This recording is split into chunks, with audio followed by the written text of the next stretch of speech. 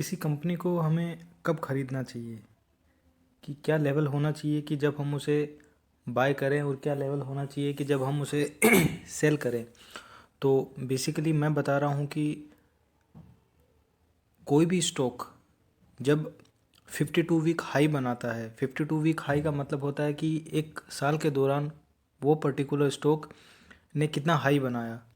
तो वो 52 week high से यदि कोई स्टॉक फंडामेंटली स्ट्रॉन्ग स्टॉक की बात कर रहा हूँ, पेनी स्टॉक की बात नहीं कर रहा हूँ, कि कोई पर्टिकुलर स्टॉक जो अपने 52 वीक हाई से हमें 30%, 40%, 50% डिस्काउंट पे यदि मिल रहा है तो वो एक बाइंग लेवल हो सकता है।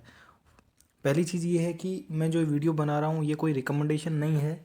आप जस्ट मैं एक बता रहा हूँ कि कोई पर्टिकुलर स्टॉक अपने हाई 52 वीक हाई से कितना लो पे है। और जो भी स्टॉक मैं बता रहा हूँ ये चारों की चारों कंपनियाँ फंडामेंटली स्ट्रॉन्ग है।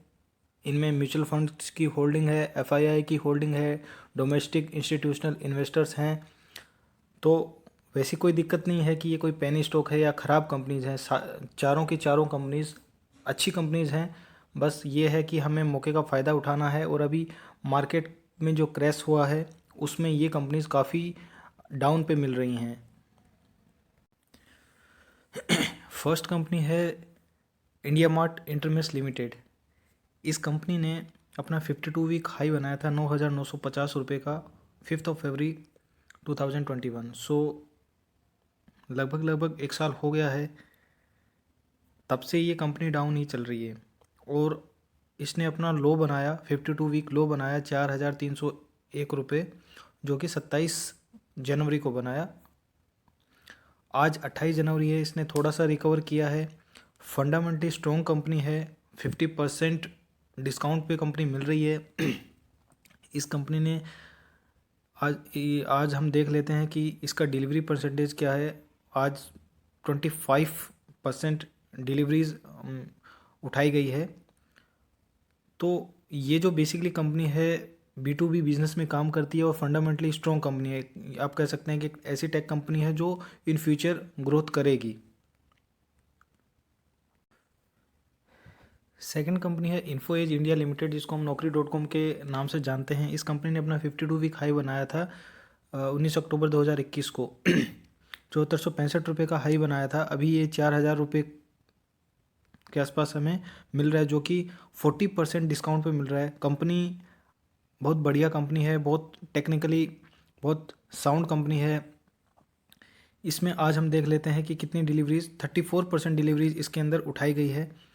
तो ये ऐसी कंपनी है जो हमें मतलब अपने हाई से 40% डाउन पे मिल रही है।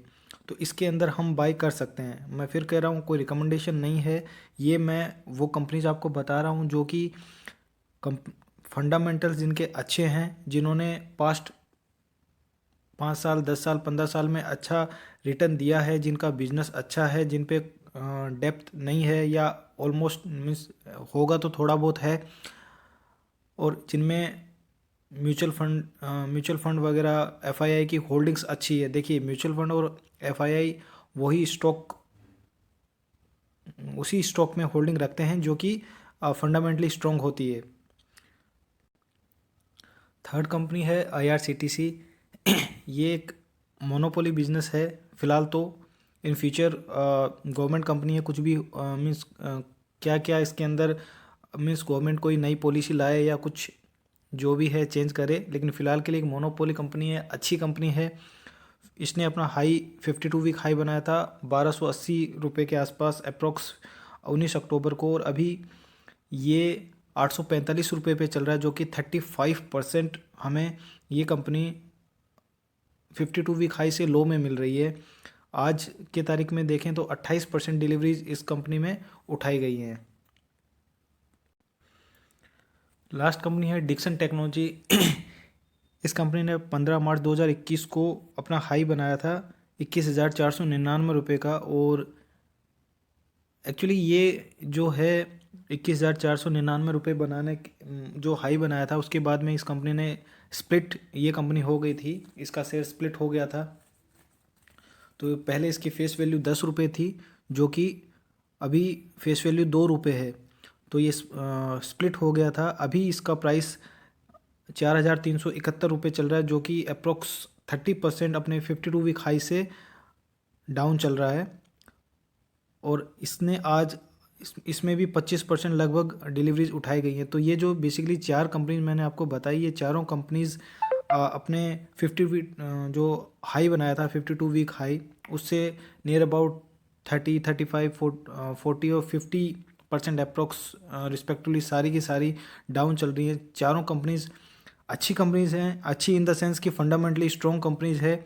और यहाँ पे हम चाहें तो मीन्स एक एक या दो दो क्वांटिटीज़ इनमें बाई कर सकते हैं, और मार्केट में और क्रैश आता है तो और एवरेज कर सकते हैं। देखिए होता क्या है, यदि हम किसी कंपनी को 25%, 30% या 40-50% डाउन में ख़रीदते हैं, तो उससे बेसिकली होगा क्या, यदि वो कंपनी स्ट्रॉन्ग है और यदि वो कंपनी अपने उसी लेवल पे जाती है जहाँ से वो इतना गिरी है, तो सोचिए अपन को 25, 30, 40% तो वैसे ही प्रॉफिट हो जा रहा है। तो और कोई भी स्टॉक को हमें लॉन्ग टर्म होल्ड करना है, शॉर्ट टर्म के लिए देखिए कोई ना तो टारगेट्स होते हैं, ना कोई मीन्स फंडामेंटल्स काम करते हैं। यदि हम किसी चीज़ को लंबे समय के लिए होल्ड करेंगे तो 100% अपन को बेनिफिट देगी। Thank you.